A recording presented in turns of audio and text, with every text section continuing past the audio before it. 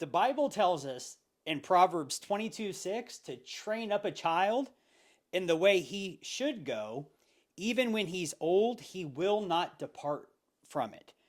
Train up a child. Isn't that an interesting idea? I remember when we found out the first time we were going to be parents, and sure, there was a sense of excitement and enthusiasm of becoming a parent for the first time. Then also, I remember feeling the weight of the responsibility like, oh my gosh, we're going to be responsible for another human being. I remember when they put Shaylee, our now 19-year-old, in the car seat, and I pulled off in my red F 150 for the first time. And I remember just being completely terrified because now I have these brown eyes staring at me that are relying on me for life itself. And so, whether you're a parent or about to be a parent, I want to encourage you to lean in today's conversation because we're going to share out of the overflow of this is our 20th year of being a parent. That's wild, isn't it? 20th year. Yeah. And there's several books and resources that we've gathered over the year, and we're going to give you the best of our best. You're going to save time because you don't have to buy these books and read these books, and we're going to just share some of the things that we've discovered and learned as parents, as once again, this is our 20th year.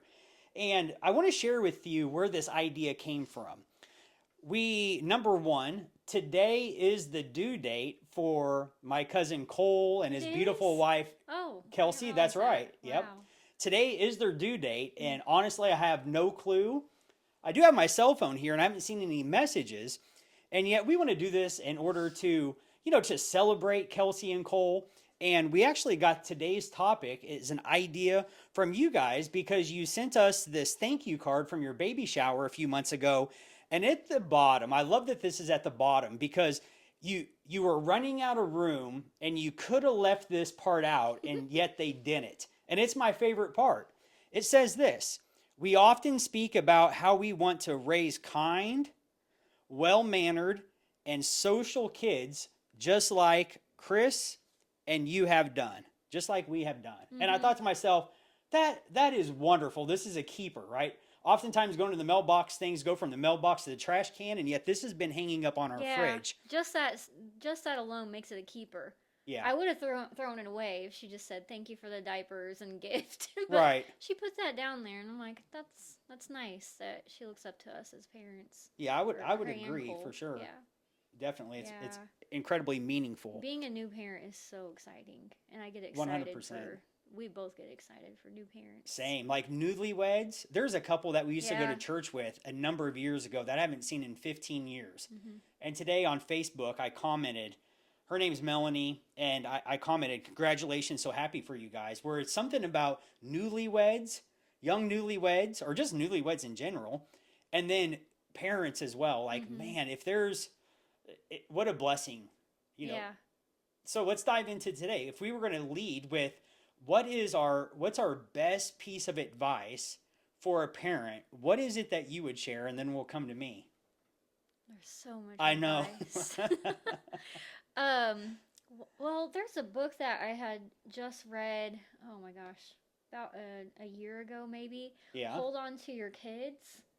I wish I would have read that before kids or right when I was starting out.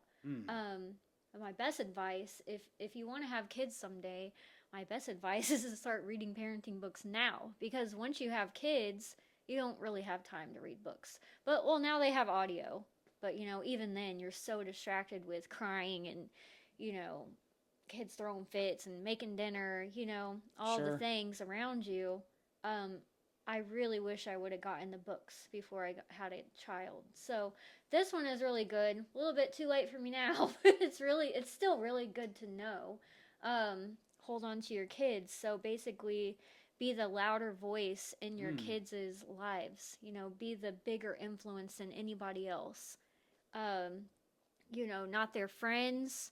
Don't let them, friends are great, but don't let their friends be the voice that they learn from, that they look up to. Make sure you're very diligent and intentional to be in your kids' life and be that voice for them. Does it give any insight, or do you have any insight where somebody's like, okay, yeah, I'm going to be the loudest voice in my kids' life, the most influential. what's a practical step or something that someone can do in order to do that? Um, what it says in the book? Well, I read that like a year ago, so I really can't remember. I remember I told my sister, I'm like, read this, because she has a 3-year-old. And I don't know if she can because she has a 3-year-old and she's about to have a baby. But I think one thing is, a practical thing to do is one-on-one time with Hmm. your child.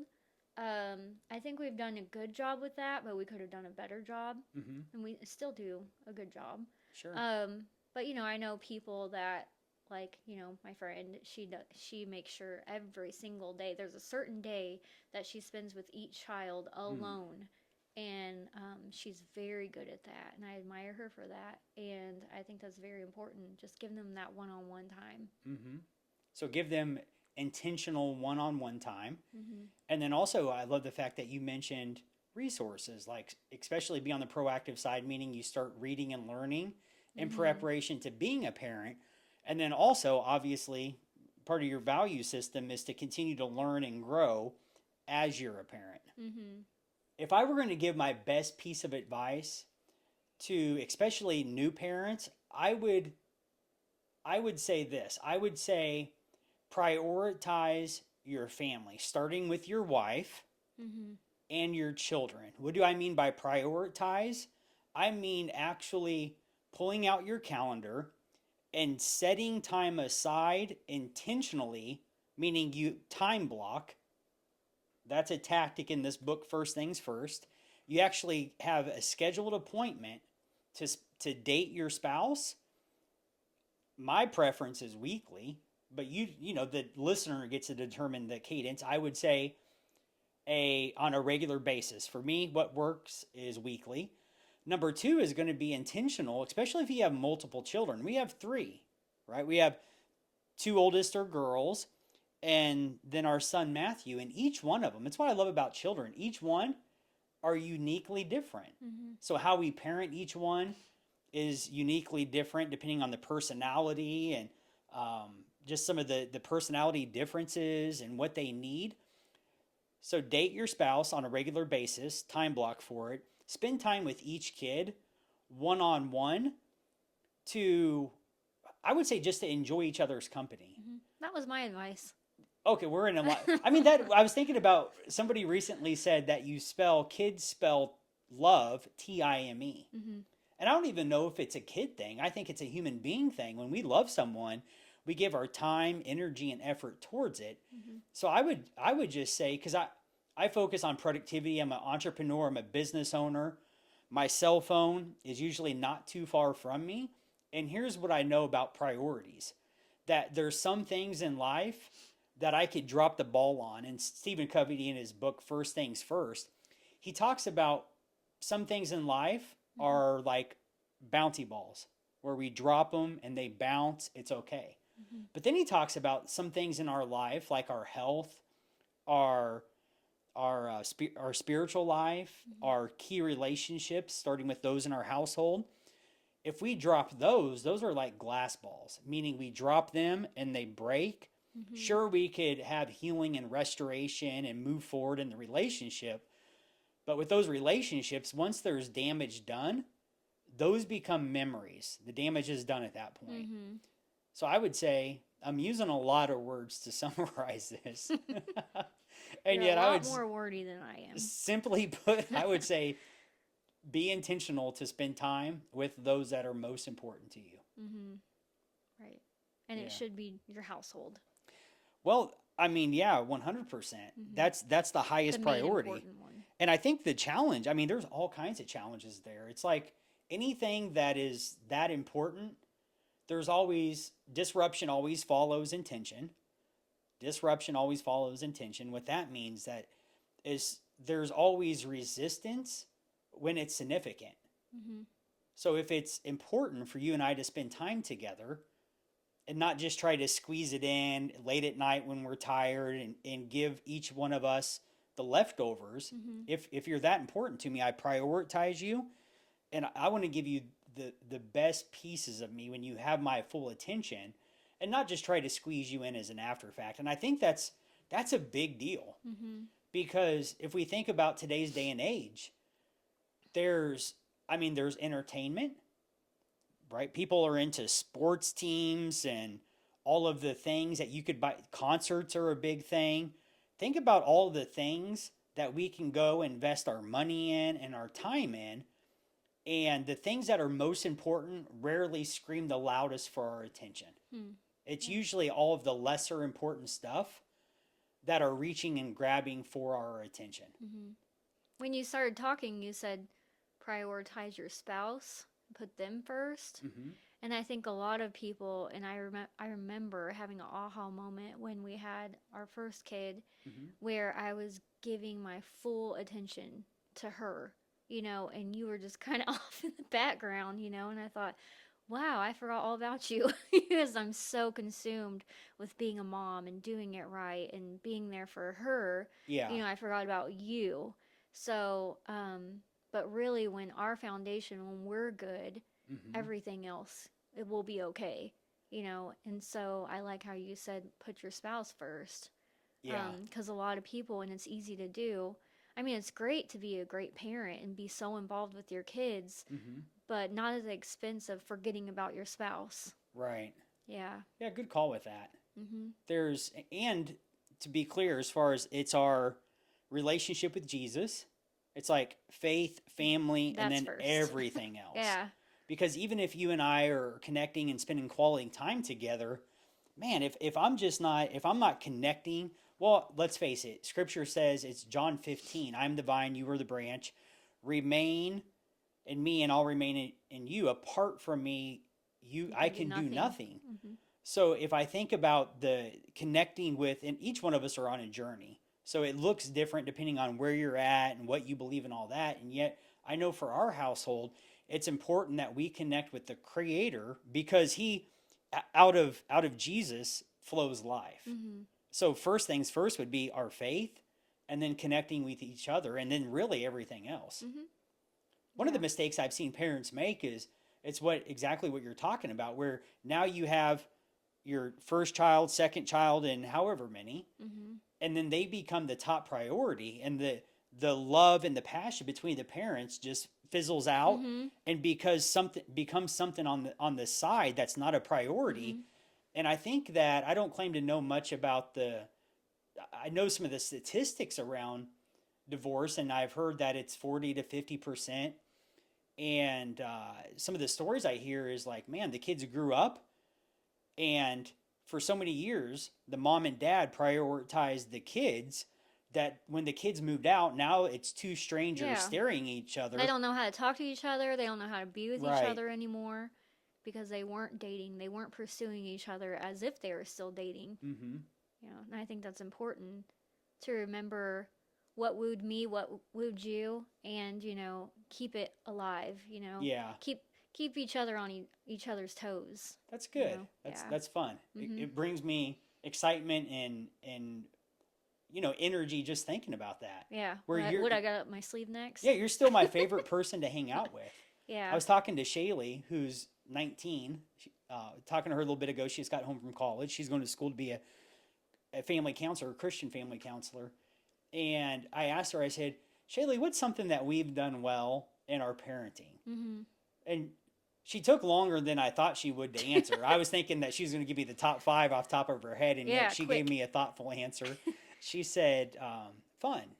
We have, you guys have fun together. We have fun together as a family. That's true. We have fun. And so the reason I bring that up is because number one, that was feedback from our 19-year-old just less than an hour And that's the ago, most important feedback is from your children. just Not like spouse. Yeah.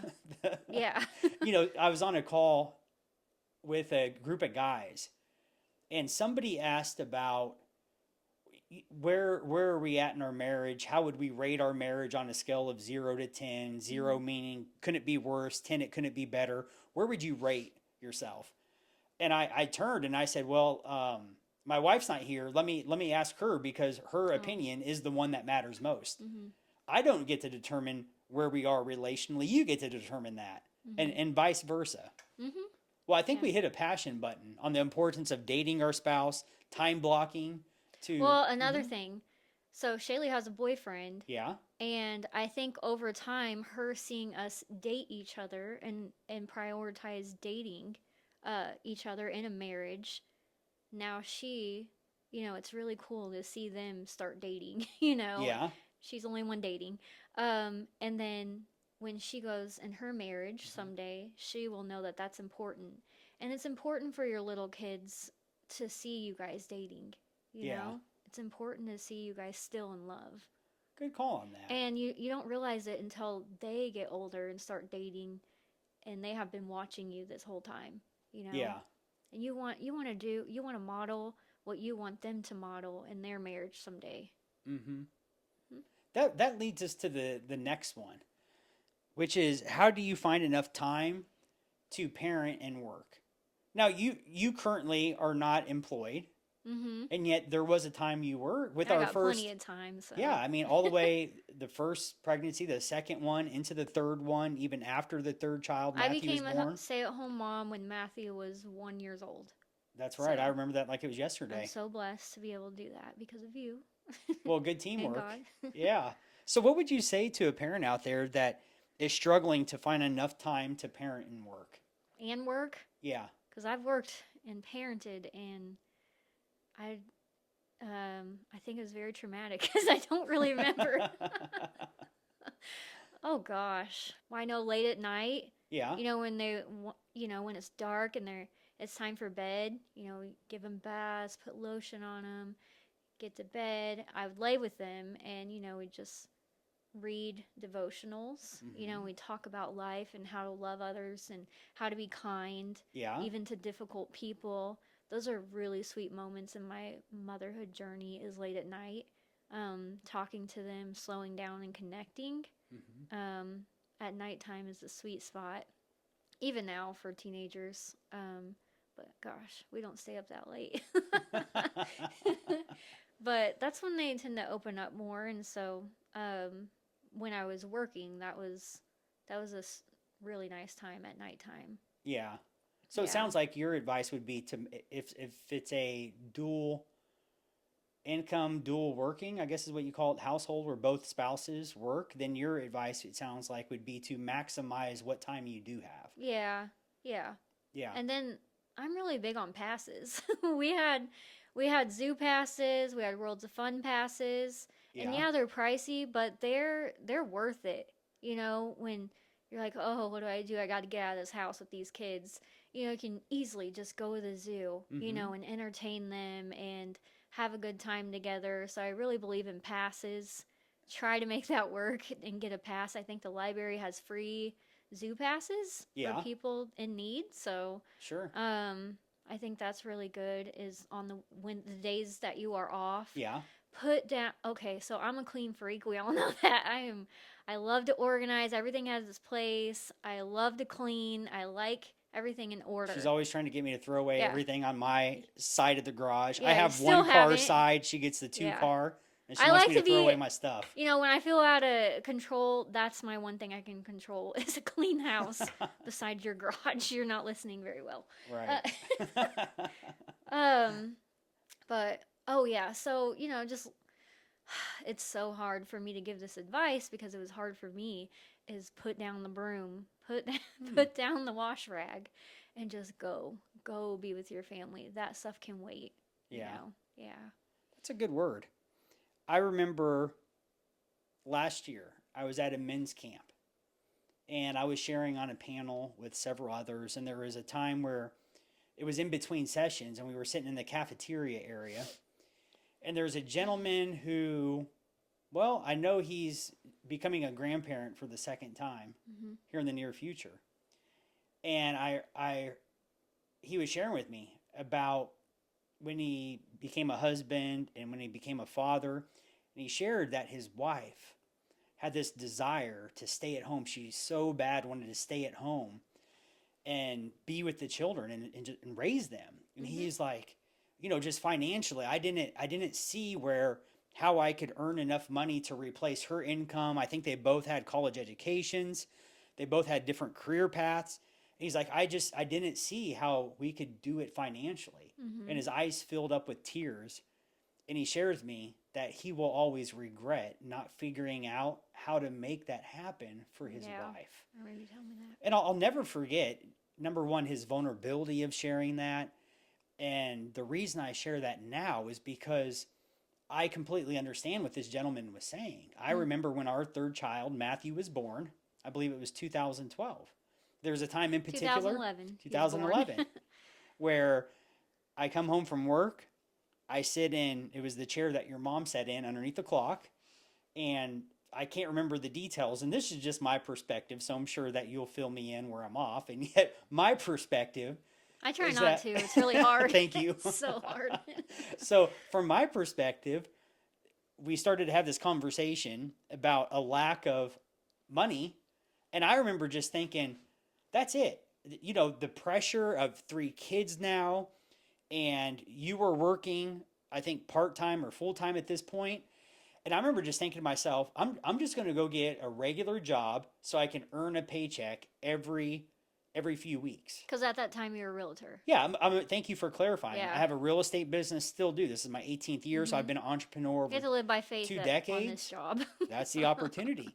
And so as a new father times 3 and a lack of money in the bank for the most basic things, where I remember where it was like, okay, we're trying to, I mean, honestly, I remember showing houses with one tag on the car that didn't even go to the car, right? In Missouri, you have to have 2 tags, right? There's a box that us agents have to use to open up the lock boxes to show houses. I remember driving around showing houses and I had to borrow another agent's box to open the doors. So, I mean, we've had some I didn't know hard you had to do times. that. Oh, yeah, this is full. I'm sharing. So, Well, I didn't even know that part. yeah, Wow. shout out to George at Coldwell Banker who let me use this box. What a privilege Appreciate it that is guy. to have And tags on your car. For that box, it was only $28 a month, but that might as well have been $2,080. You know, we were strapped, is my point. I was feeling the financial pressure, and I thought, that's it. Maybe I need to give up my entrepreneur dream and just go get a regular job, meaning I'm an employee and I get paid every few weeks.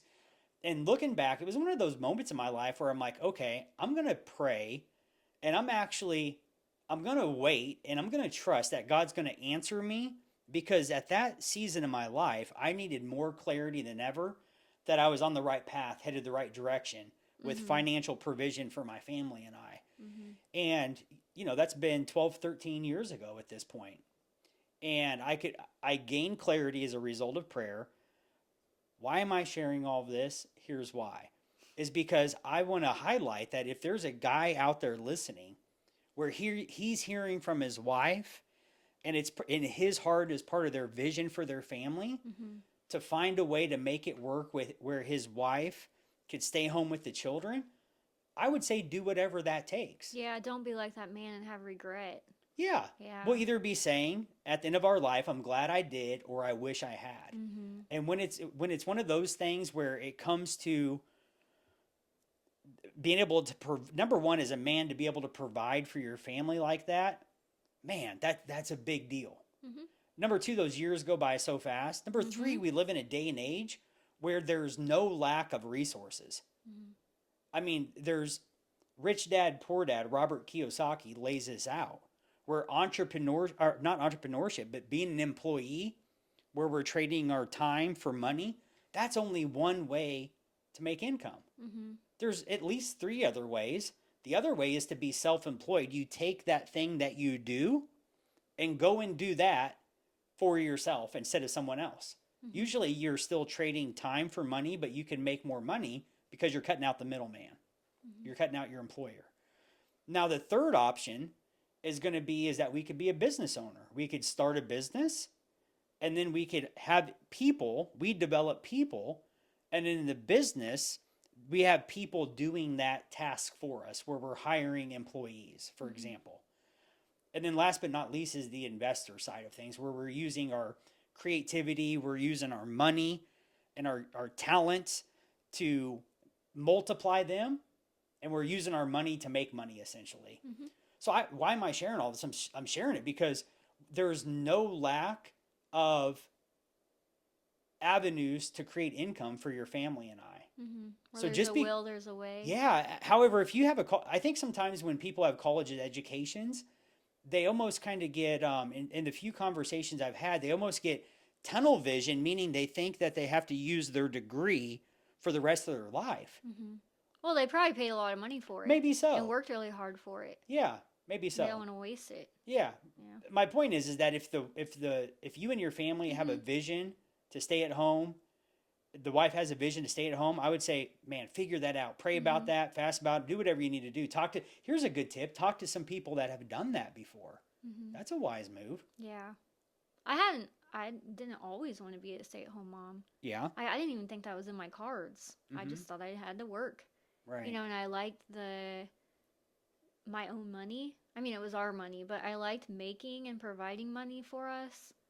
Mm-hmm. I liked to get out of the house, getting a break. Right. But it's like out of nowhere, after I had Matthew, I just had a desire to stay home. And so, do you remember how you felt about that when I told you I wanted to stay home? How did that come about? Do you even remember? Not in specific detail, but I do know that if I go back as far as I can remember after Matthew was born, I had a fear and a doubt of being able to provide To even make that happen for me? 100%. Yeah. Yeah, because for so many years, I mean, all of the years prior to that, it was, 5 or 6 years prior, it didn't matter how low our rent was and how much we cut our expenses. I still had poor spending habits. Mm-hmm. Therefore, each month and at the end of each year, we'd always end up in the same financial spot, which is where did all the money go? Right back to zero. Mm-hmm. And so the idea of taking away the money that you were earning because you were in nursing, I'm thinking we're barely getting by now, let alone if you're not working. Yeah.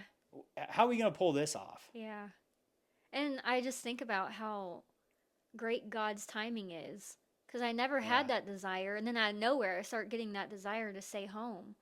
Yeah. Like the importance of it to stay home. And you are starting to see the importance of me staying home. But now we're like, okay, how's this going to happen? And didn't even take long for us to have that desire for our family. Yeah. And just God provide It's for amazing us how to that do works. that. Yeah. It felt so good to just be like, I'm no longer working here. I'm just going to work PRN, which is what, 1 week in a month? Yeah. So, yeah. The other factor was it became, we did the other factor was after doing the math, meaning taking what you made every 2 weeks and then minusing what we were paying the daycare that we would drop the kids off early in the morning for. Yeah.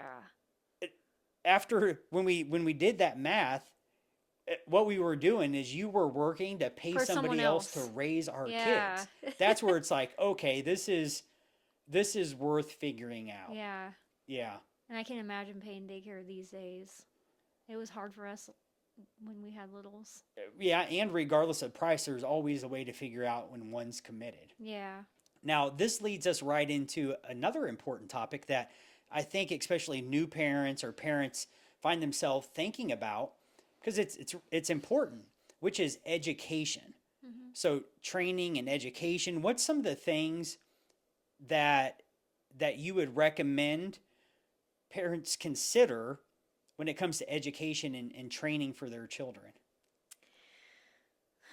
Each family is unique, and Indeed. each child needs different things. Mm-hmm. So I'm not like, oh, homeschool only, oh, public school only. Like you just do whatever your family needs to do. But as far as us, we did start with public school Mm-hmm. because just like staying home, I didn't even know homeschool was an option, and if it was, like, I didn't know anyone that homeschooled. Yeah. And if I did, they're weird. They're weirdos, and that's not the case. Homeschoolers aren't weirdos. Right. We ended up going to a church in Raytown, and that was like full of homeschoolers and just super sweet kids. Mm-hmm. All these kids were so sweet and just so well behaved, and God started putting that desire in my heart. Like, could I do this? Am I interested in this? And I remember coming to you and you were so open towards it, and you're like, okay, because whatever I'm passionate about or whatever desires I have, it's really, and I know this isn't with every marriage. It seems like a hot topic with my husband does not agree with homeschool or he doesn't support this. I know that's hard, but I've never Mm-hmm. had that, so thank God. Um, you've always been open to whatever I'm willing to do. Well, I Or, trust your judgment. yeah, which is Yeah. nice. Right. Um, so I remember coming to you like, I think this is something that I think God wants me to do. If I don't do it, is God still going to love me? Yes. Is he going to be disappointed in me? No. But Right. it's just something I felt like the Lord was leading me to over time. And How did you know he was leading you towards that? Like, give us some. What were the signs and the symptoms?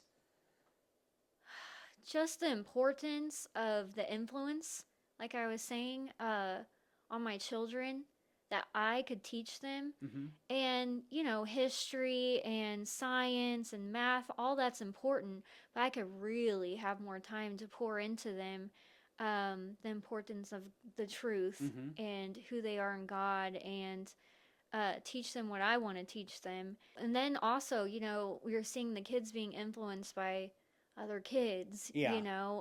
especially Matthew. Yeah. And, he's a leader, but once he got around this certain kid, he did what the other kid did. And but when this kid would be absent, Matthew was the angel, never got a call from the teacher. Yeah. Um, and so just things like that, like how easily influenced they can get. Mm-hmm. Um, and yeah, more time with the kids, because Mm-hmm. when my kids were in public school, they'd come home all stressed and they would still have homework. At school 8 hours a day, then you come home, you can finally see your kids, be together as a family, but you got to stress over homework. And half the time I didn't even know what to do, even though they're in Yeah. elementary school. I'm like, I don't know that. Um, and so it's really stressful. And then, heaven forbid, if they're in a sport, and then you're just out there doing the sport stuff, and then it's Right. bedtime, and you just, time is being taken away from you. Yeah. Or us. It was us. Mm-hmm. Maybe some people can manage it better than I did, but I just know when they're in public school, time Mm-hmm. was just disappearing. Sure. Yeah. And both of us went to public school, Yeah. right? So Mhm. I think the things that I want to highlight is that whether or not a kid goes to homeschool or public school or private school or something I'm missing, that's not the point. The point is I would recommend to the parent to think through, and these are some things that have been important to us. Like what is it? How do our kids learn? What kind of environment do we want to place them in?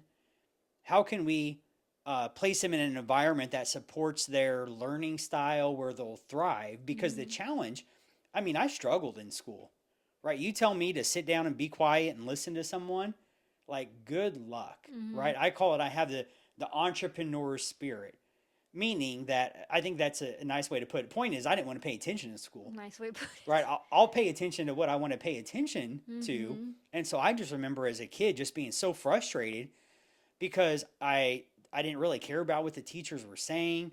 It was topics that 90% of the time I didn't want to listen to. I didn't think most of the teachers were that great of teachers in their Mhm. communication. Like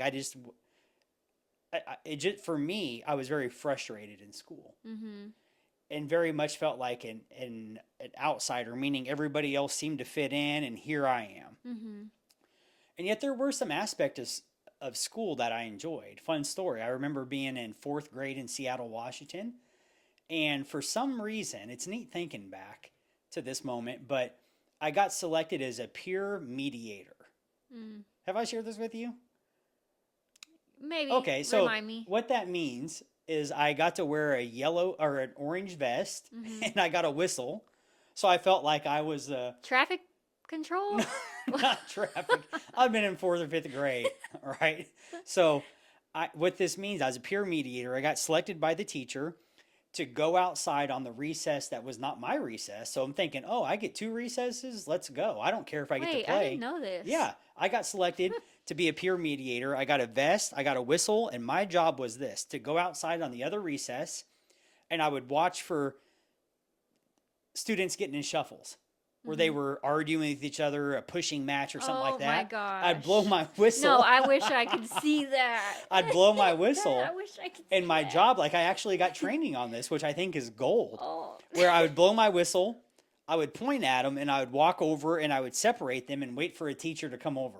Oh my Yeah, how gosh. great is Nobody liked that? you. Yeah. Nobody liked you in school. Wonder why. And so the teachers probably caught on that I was full of energy and I wanted something to do. Yeah, because I'm like, how did you get that role if you weren't a very Or good the teacher student? just wanted me out of the classroom, and that was. Yeah. And then also I was a Smart student, teacher. a teacher's assistant, which is crazy because I got D's and F's in most grades. It's like if it was a topic I was interested in, I would get an A, like an A plus, or a F. There was no in betweens. And it's funny that about the next year I was a teacher's assistant. I remember feeling so cool because I got the colored marker and I got to grade the other students' papers. What? Oh Yeah, my so it's just I do have gosh. some fond memories of school. Why am I sharing all this? Because part of our value system, one of the things that we value is we value creativity, we value experiences, we value our children. And what I love about being an entrepreneur, when I say entrepreneur, what I mean is to be able to figure out the metrics financially of what I need to do in business in order to earn the amount for Matthew to go to his school that he's at right now. Mm-hmm. Which, for example, Matthew, he's very hands on. He's very creative. He likes to build things out of wood. He has an engineer's mind, meaning he sees things and he could put them together and make them. It's amazing. Mm-hmm. And yet, we write a check for him to go to his school where it's outdoor learning. And there's a photo that pops up on our slider in the kitchen we have with all the photos where he's sitting in a tree reading. I Mm-hmm. love that photo. Yeah, me too. So what I love about entrepreneurship is it could provide business can provide a way for the finances to be there. Yeah, and if you want to homeschool, it it can be free or it can be really expensive depending on what you want to do. Hmm. And so it's really nice because I can get that off my shoulders, Yeah, and take so he can go to a co-op twice a week and you there we go. provide that, which is really nice, and he can get out of the house and have a little bit more structure Yeah, because me and him tend to just like yesterday, you want to go mushroom hunting with me? Okay. Like he's going to be 14 and he wants to mushroom hunt with me. yeah, Like I don't know how long he's going to want to do that. sure. So, sometimes you have to put down the books and Yeah, create memories. there we go. The books can wait.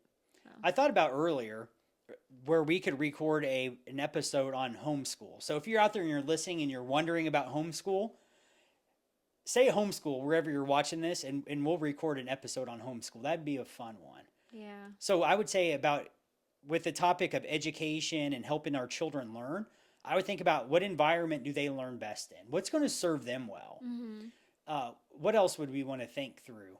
At like grades, they Hmm. just were irritating me because I got Aubrey and Shaylee. They like to be perfectionists, Yeah. and so Aubrey would get so sick every single year, and this is elementary school. Every single year, she had the testing. Hmm. Even in first grade, maybe even kindergarten. I don't know, but she'd have testing, and I remember they'd be like, okay, make sure you go to bed on time and Yeah. make sure you eat healthy food.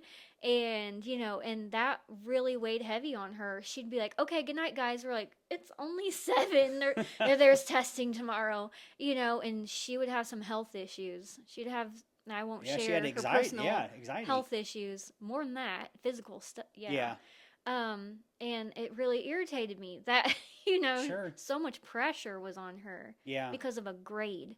I'm like, that grade does not determine how smart you are, Hmm. you know?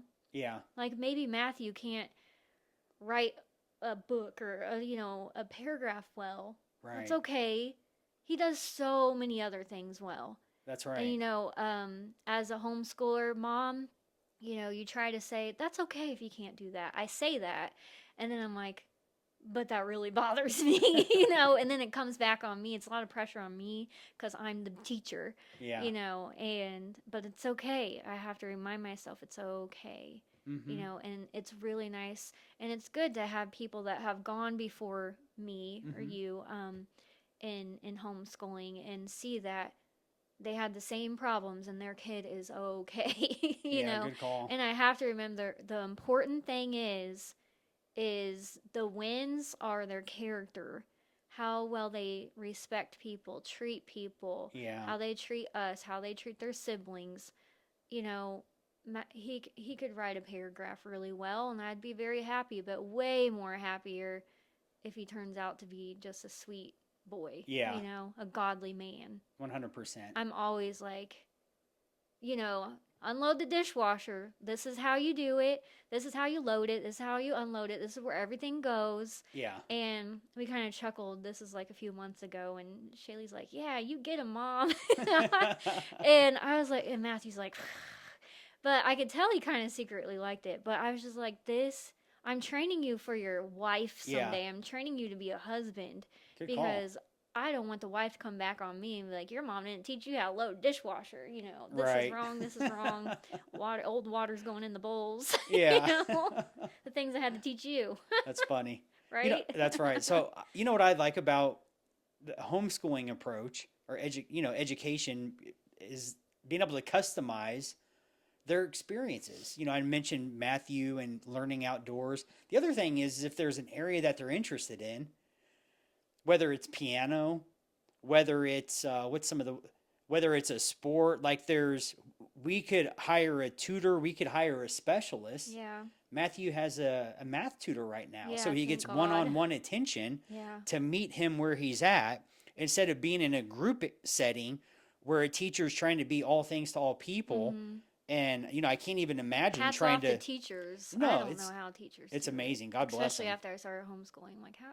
100%. They're troopers. Kids. It's incredible. Yeah. Anything else that you would want to share under the education side of with parenting? With homeschool? Just in general. Oh.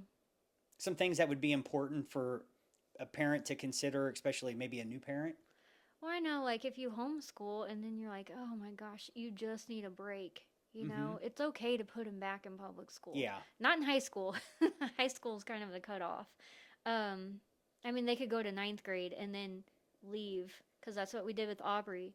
She felt called back to public school. Mm-hmm. That's why her story is a little bit different than most people's. Because we've gone back and forth. Not because we're indecisive or wishy-washy. We just do whatever, we feel like the Lord is calling our family to do each season. We go year by year. And so Aubrey felt called. Well, God already prepared my heart for it. But Aubrey felt called in 8th grade to go back to public school. Mm-hmm. So she went back 8th and 9th grade. She did well, and she felt like she was called to help people there. Yeah. And which she did. She did. Which were the teachers. That's where I was going. Yeah, that's it ended up being the teachers that she helped, which is amazing. Yeah. And then she went back to homeschool, after I guess she fulfilled her duty. She fulfilled her calling. Yeah. And yeah, it's just you do it. Don't do what everybody else is doing. Like when I first started homeschooling, I'm like, I have to do this because this family looks successful and their kids are so smart. Like, don't do what they're doing. Look through research. Do a lot of research before you homeschool, because I remember researching while I was homeschooling, and the amount of hours I researched is embarrassing. Just so much time just looking up thing after thing. But anyways, like I was doing whatever my friend was doing or whatever, successful I thought was success, in their family. Yeah. And really I needed to do what our family, like, for example, Charlotte Mason, the homeschool world knows about Charlotte Mason. They sit around with their teacups and drink tea with the candles, and Sally Clarkson's big on this, and they read poetry.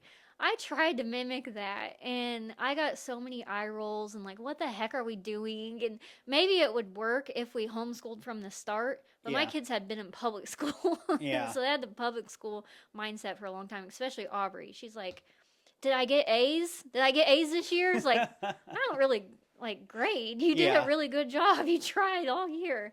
But where was I going with that? So yeah, not the tea parties isn't for us. Yeah. And that's okay. That's okay. And then Charlotte Mason, we tried to do the hymns. We tried to Oh sit boy. around and sing hymns together. That was so awkward, and it just was not for us. And I had to be Yeah. like, it's okay. I wasted my husband's, our money on this, but now we know we cannot do this. Sing hymns and drink tea. Yeah. Don't be afraid to try, is what I'm hearing you say. Yeah, Worst case yeah. scenario, you course correct and just What move works on. for one family will not work for Yeah. yours, maybe. But there's so much curriculum out there, it's very overwhelming. But Mm-hmm. whatever catches your eye and that you are attracted to, go with that, Yeah. you know, and try to put blinders on and not get everybody else's opinion or what they're doing. I mean, that's all good to Sure. see what everybody else is doing, but don't do it just Yeah. because they're doing I it. think the other important factor when considering your children's education is thinking about, once again, the environment they're in. And I'm sure the listeners already know. Well, it's the channel, Five Pillar Legacy: faith, family, fitness, finances, and fun. Mm-hmm. Faith is foundational for us, right? It's foundational for us. Mm-hmm. That meaning that we prioritize our faith and we make decisions in our life based on principles, not just feelings.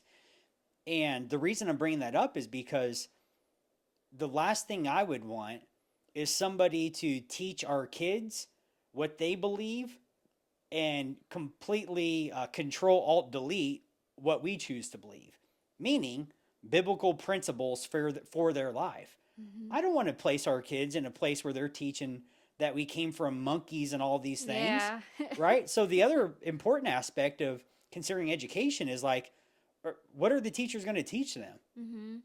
Are they going to teach them? Are they going to control, alt, delete, meaning delete and reprogram them Mm-hmm. based on their thoughts and opinions about Yeah. what they believe and erase ours? Like, that just gets me fired up thinking about it. Well, one thing, so when I felt like God put a desire in my heart to homeschool, Yeah. I was like, this is scary. I'm open to it, but it's scary. I feel unqualified. I remember going to your grandma and I was like, they're not going to school next year. They're going to homeschool. And she's like, "What? Yeah, she was pretty Who's concerned. who's gonna teach them?" I Yeah. said, "Me." She's like, "You." And then I'm thinking in the inside, confident. I was like, "Yeah, me." But in the inside, I'm like, "Yeah, I know me." Like, yeah, I get it. Yeah. um, so I mean, we learn. I learn. It's fun. It's fun Yeah. because a lot of things I'm relearning or I'm just learning. I never knew it, and it's really fun to learn right beside your kid. Yeah. You don't have to act like, oh, I know all this. Let me teach you. Right. No, you can learn right by their side. But something. So what I did was I told God, I'm like, okay, I need confirmation after confirmation that this is what I'm supposed to do. Mm-hmm. And I remember Shaylee, I don't know what they call it, but she got the position in fifth grade to, like, if there's a newcomer, Like an ambassador. yeah, Yeah. she would make them feel welcomed and be their I remember friend, that. which I was really big on teaching my kids. Never enter a room and see somebody alone. Like, you go to them, be their friend, make them feel comfortable. If you see somebody alone, go over to them. Yeah, That's and solid. and so that helped, Mm-hmm. me teaching her that, and so she took her job very seriously, as you know, Shaylee, and so with that role, she had to throw a party for the sixth graders. Is that right? I think that was the grade sixth graders that were leaving the Mm-hmm. school, and they hired a DJ, and the DJ played awful music. Like, my mouth was on the floor. Like, I couldn't believe the music that they played. And then we were just sitting there like, and nobody was saying anything. And all these kids, not my kid, was in a circle singing all the lyrics. I just couldn't believe it. That was confirmation. And I told God, okay, when we find a house, Mm-hmm. if it's in a different city, I will homeschool. Oh, And did you know that? no. Oh, well, maybe you did and forgot. Maybe. Um, so yeah, we moved 12 minutes away here in Peculiar. I'm like, okay, I'm supposed to. Yeah. There's my I sign. see. Because if I stayed in Belton, it would have been hard because the kids had developed really good friendships. Mm-hmm. It'd be hard to take them out of school and Mm-hmm. have them be open to homeschool. Yeah, I see what you're So, saying. so when we moved to Peculiar, the kids are like, okay, especially Shaylee, which would be, I knew she was going to be the hardest. And she's like, okay, yeah, I don't want to go to a new school. I don't Yeah. want to be the new girl, make new Is it a friends. time for So, transition? Yeah. yeah. That's good. So, yeah, tell God to confirm it. Like, that's what's on your heart. Let's talk about, we're going to end with this today, values. Having clear values as a family. You mentioned a little bit ago having if you go into a room and you see a person that's by themselves alone, to go over there, let's start talking about values. What's the value there to where you want them to be alone? You would want our kid to go over to them. I just remember in public school, if my best friend wasn't in that lunchroom, Yeah. if we had a different schedule, I was like, I'm friendly and nice to everybody, but she Yeah. was my comfort zone. She was my go-to, and if I didn't have her, I just remember being like, it was so scary to stand there in the lunchroom, wondering if someone's seeing you, not knowing where to sit. Yeah. And I just remember that feeling, and I thought I'm going to teach my kids notice the people that don't have anybody. Be there for them. Yeah. So That's that's solid. that's why I value that. Mm-hmm. Hmm. When it comes to values, there's some that I think it's important to clarify for a family to clarify what their values are. So it's not a matter of does someone have values or not. We could look at how we invest our time. What do we do with our time? What do we do with our money? What do we do with um, our talents? Hmm. And those will tell us what our value system is, Hmm. right? And so some of the things that what is it you would want to say to a family around making decisions together and being intentional from a value perspective to make sure their kids have similar values growing up, or at least are aware of the family values? Model it. Oh, that's solid. If you believe in, Yeah.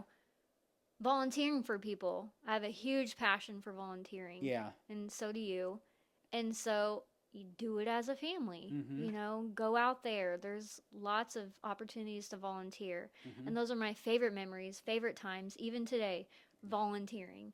And it puts, you think you have to go to another country for your kids to get perspective on how blessed they are and fortunate to have the life that they have. Mm-hmm.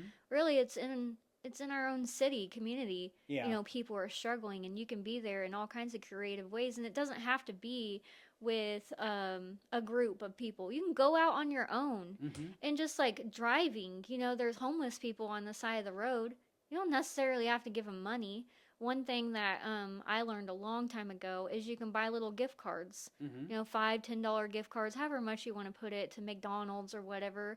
Okay, well, that's going to go towards that restaurant and not drugs, or because that's what people say. Oh, it could go to drugs or alcohol, whatever. Um, whatever do they do with the money is on them. As That's long their as you part. give, as long Right. as your heart is in the right place.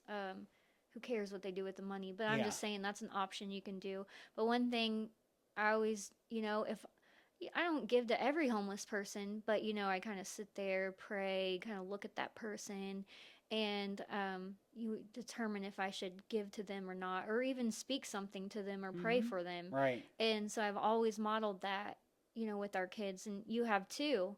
And I just remember Matthew at such a young age, he would make just like measly $2 and he'd give it to a homeless person. Like, Yeah. that is a I win. remember one time in your van, he was still in the booster seat.